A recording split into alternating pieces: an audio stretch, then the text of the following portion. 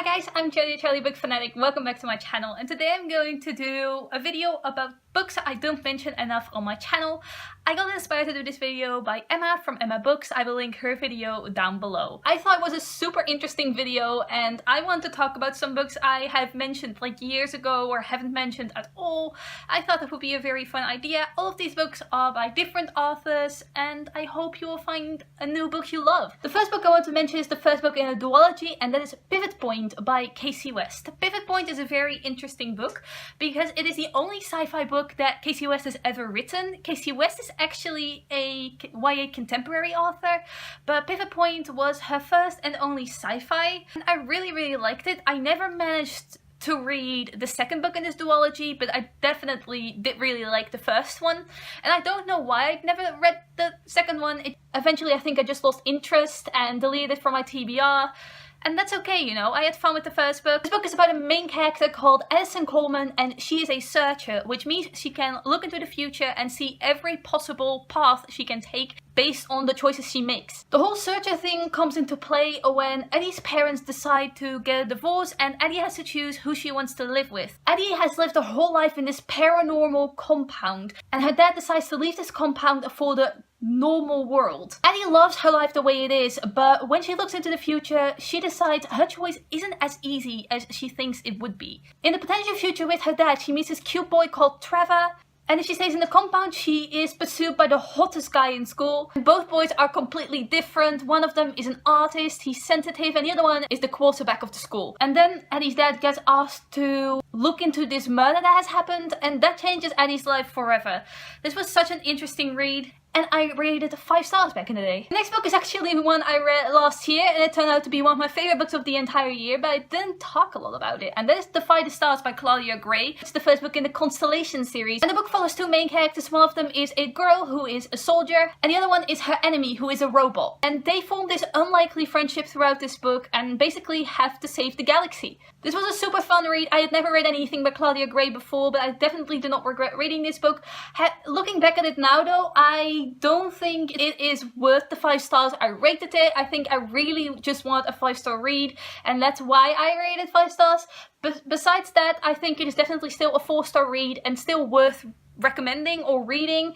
I really enjoyed my time with it, but I don't think I'm going to continue on with the series. I think the ending of the first book could very well make it a standalone, and I enjoyed my time reading it, but I have no interest in continuing with the series. The third book I want to mention is one I have read so long ago, and that is Tiger Lily by Jodi Lynn Anderson. This is a fantasy standalone, and it is a retelling sort of Peter Pan. Before Peter Pan ever met Wendy, he was in love with this girl called Tiger Lily. I think this is a reimagining of the book before the book we all know as Peter Pan, because the Peter Pan we know was with Wendy was actually the 3rd book in the series. But this book follows Tiger Lily, who is 15 years old, and she falls in love with the alluring Peter Pan. Soon enough, Tiger Lily is risking everything to be with this guy. And when she gets faced with this terrible marriage that she has to enter into with this man of her tribe, she has to choose between running away and spending the rest of her life with Peter, or staying in this life she's always known. Then the infamous Wendy Darling arrives and everything becomes clear to Tiger Lily. I rated Tiger Lily 4 stars, and I really loved it when I read it, and I did not expect to love it,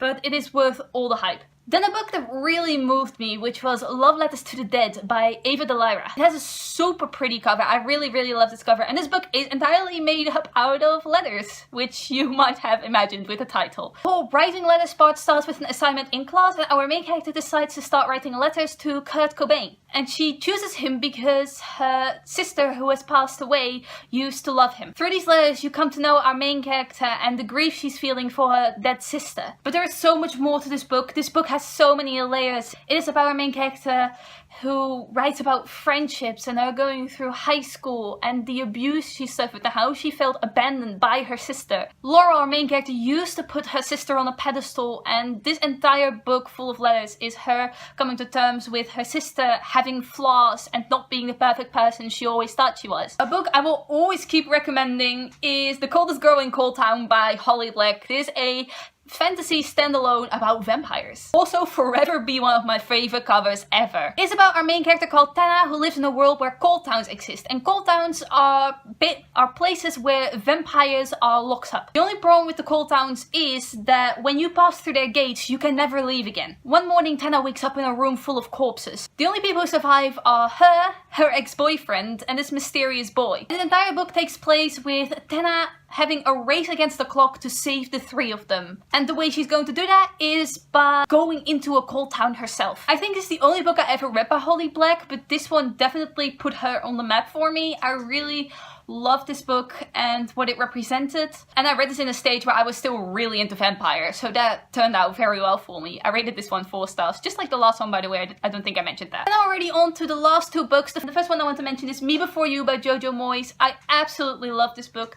I do notice it has some problems. This book broke me, just like the movie did, by the way. The movie is a really good adaptation of the book, but Me Before You is about this guy called Will, and he's in a wheelchair. He's a quadriplegic, and then this woman, Louisa, comes to become his new caretaker, even though she has no clue what she is doing, and they form an unlikely friendship. And throughout this book, Louisa goes on a journey to show Will that life is still worth living. God, this book and the movie made me cry so much.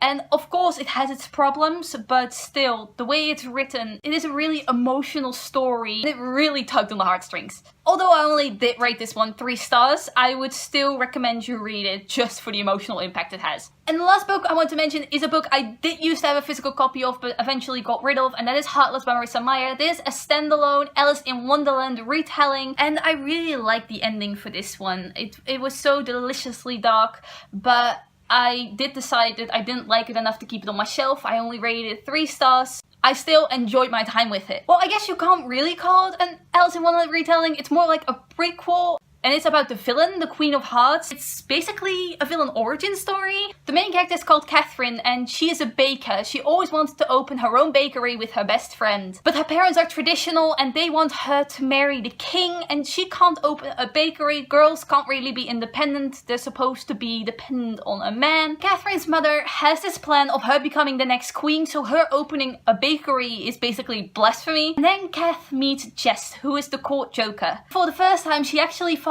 in love, which she should have been falling in love with the king, and they together enter into this secret courtship, and they're trying to hide it from the king and Kat's parents. And you can already guess how this is ending, because it is a villain origin story, but I still was really rooting for Kat as our main character. And the ending was very heartbreaking, obviously, which is basically the case with every villain origin story. They're very dark and dramatic, but that's exactly the kind of ending I like, because you know there's not going to be a happy ending, and I am all for bad endings. I only rated 3 stars, but every single one of these books is worth reading, in my opinion. So yeah, these are some of the books I think I don't mention enough on my channel. Let me know down below if you've read any of these books and what you think about them, or are you going to read any of these books? I would love to know. Thanks for watching. Goodbye!